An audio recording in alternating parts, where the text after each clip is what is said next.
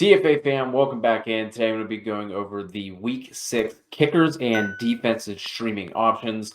As always, these are going to be players and defenses that are available in more than 50% of ESPN leagues. That's how I got these. So without further ado, let's go ahead and jump into the DSTs first. We're going to kick things off. The top option for the week is going to be the Buccaneers defense going up against Detroit. The Bucs are DST 5 in points per game on the season. We're also getting Jared Goff on the road where he tends to have worse splits, especially if Amon-Ra St. Brown is out again this week. That could make life tougher on Goff. Tampa Bay is also blitzing at a top 5 rate in the league, but are in the bottom half in terms of pressure percentage. So if some of those blitzes start to get home against a banged up Detroit offensive line, this could be a decent day for the Bucs defense. Up next is going to be the Kansas City Chiefs going up against Denver. The Chiefs haven't been great for fantasy purposes, but they do have 2 games with double-digit points.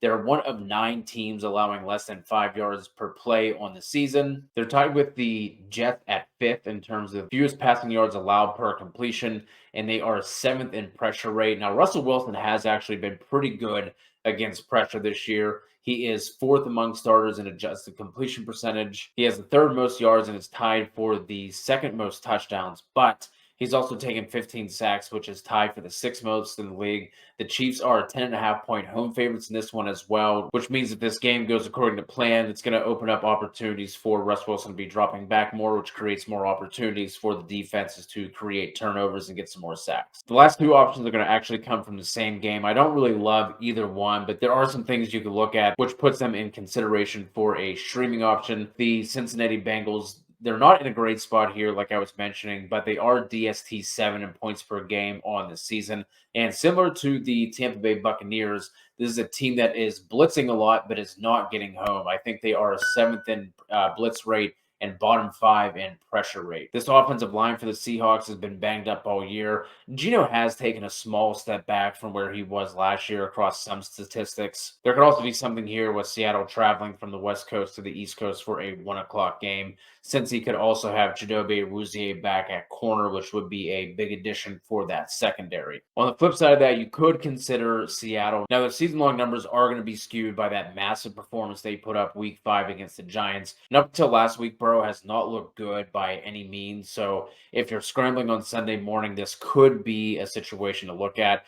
And then if you're desperate, maybe you're in a 16-team league or something like that, one of the most widely available options is going to be the Los Angeles Rams. They've been playing a lot better than what a lot of people thought they would, myself included, considering the way that depth chart looks. But now they get a home matchup against the Arizona Cardinals, who also, in their own right, have been playing a lot better than what their preseason expectations were.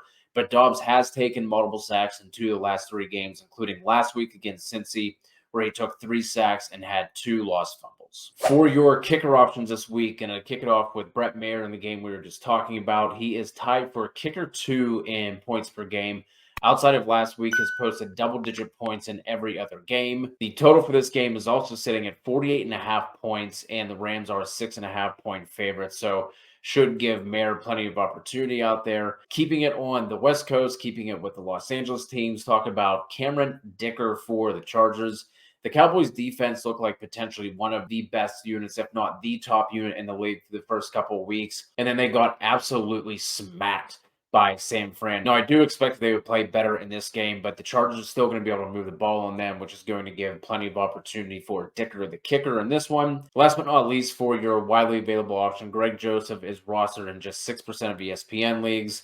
So if Maher and Dicker are not available, he will be. Joseph and the Vikings get a matchup against the lowly Chicago Bears in this one. Even without Justin Jefferson, I still think Minnesota is going to be able to move the ball on them. But maybe that means some of these drives stall without Jefferson being available. So if you have to dig down this deep, Greg Joseph is an option in Week 6. That is going to do it for the Week 6 defensive and kicker streaming options. Please hit us with a sub and a thumbs up if you have yet to do so. If you have any questions, go ahead and drop them in the comments below. You can also join our free fantasy football Discord. The link will be in the description.